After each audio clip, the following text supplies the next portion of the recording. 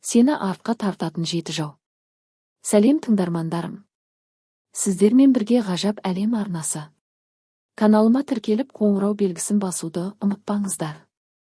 Қазақта жауды алыстан іздеме деген сөз бар. Бұны әркім әрқалай түсінер. Ал психологтар әр адамның жауы өзінің бойындағы жағымсыз қасиеттері мен әдеттері деп түсіндіреді. Иә, жау басқа жақта емес, өз бойымызда. Шәкәрім атамызда жау өзімізде екенін меңзеп, өз бойыңды тазалап, өзіңмен алыс өлгенше деген. Жалпы адамды көргеде өрге сүйрейтін өзі. Ал артқа тартатын, жетістікке жетуіне кедергі болатын ең үлкен жеті жауы мыналар. Бір кейінге қалдыру әдеті кешіктіру, прокрастинация, немесе жұмысты созып жүру, бұл адамның жетістікке жету жолындағы ең үлкен жауы. Істі бастауға асықпай жүргенде қаншама уақыттың босқа өткенін аңғармай қалады. Бұның астарында сылбырлық, жалқаулық, жауапкершіліктен қашу жатыр. Бүгін бітетін істі кейінге ысыра беру адамды күнделікті жұмысқа деген қызығушылығын жоғалтуға, өзіне деген сенімнің азаюына әкеледі. Дер кезінде шешім қабылдамау әдетіне ұласады. Бұның бәрі адамның дамуын тежейді. Қарапайым мысал, емтиханға дайындалуды кейінге қалдырған студент төмен бағалады. Дәл сол сияқты кез келген істі кейінге қалдыра берген адамның материалдық жағдайы да, энергиясы мен эмоциялық жай-күйі де төмен дәрежеде болады. Екі күмәншілдік күмән кейде пайдалы болуы мүмкін, бірақ оны шектен тыс қолдану өмір сапасын нашарлатады, жігерсіз етеді. Күмәншіл адам өзгелерге ғана емес, өзіне де сенімсіздікпен қарайды, қабілеттеріне сенбейді. Сонымен қатар адамдар мен олардың ниеттеріне үнемі күмәндану, сенімсіздік тудырып, достық пен отбасы қарым-қатынастарын бұзады. Күмәншіл адамның жаңа зат сатып алуы қиын, тым көп ойланады. Тым көп ойлау мен күмәндану маңызды шешімдерді қабылдауды баяулатады, мүмкіндіктерді жіберіп алуға апарады. Ең жаманы, бұл мінез әрекетсіздікке жетелейді, және күмәншіл адамдар жиі уайымға салынады.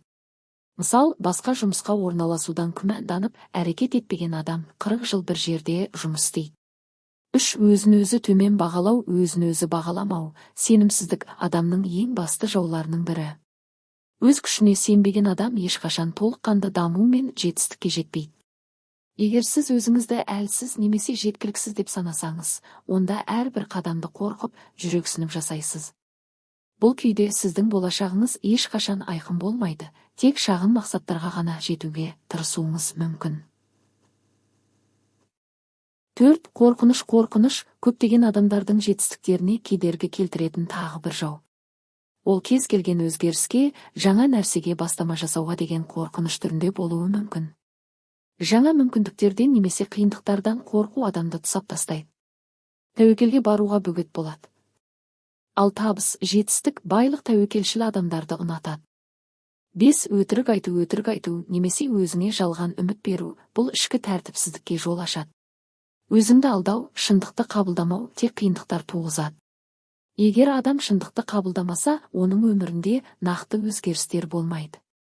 Тек шынайы өзіңе сеніп, жағдайды дұрыс бағалап, оны қабылдай білу ғана алға жылжуға мүмкіндік береді.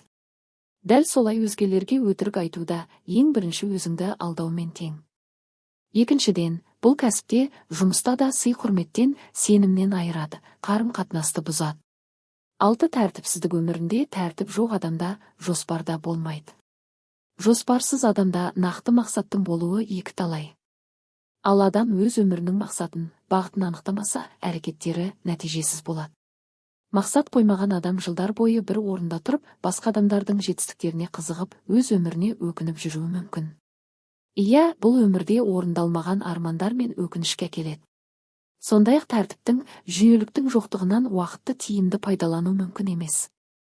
Ал жүйесіз әрекет ету адамды агрессивті және бақытсыз етеді. 7. Өкпешіл адам сынды ауыр қабылдайды, сол себепті қателіктерінен сабақ алмайды. Өзгелердің пікірі мен әрекеттеріне тым көп мән беріп, уақытын босқа жоғалтады. Ұсақ түйекке ренжіп, ұзақ уақыт өкпе сақтау достық пен іскерлік қарым-қатынастарды бұзатыны белгілі. Бұндай адам командалық жұмыста да қиындық туғызады. Ол үнемі тоң-теріс болып жүреді, айналасындағылардың ынтасын азайтады. Одан бөлек, реніш адамның энергиясын сорып, шығармашылық пен еңбекқорлыққа кері әсер ететіні бар. Өкпешілдіктің ең басты зияны кешірмеу, ренішті жинай беру. Ал іште жинақталған реніш адамды бақытсыз етіп, психологиялық және физикалық ауруларға, депрессия, стресс шалдықтырады. Сізді артқа тартып, жетістік жолында кедергі болып жүрген осылар. Дегенмен есте ұстаңыз, әрбір кедергі бұл өсу мен даму мүмкіндігі.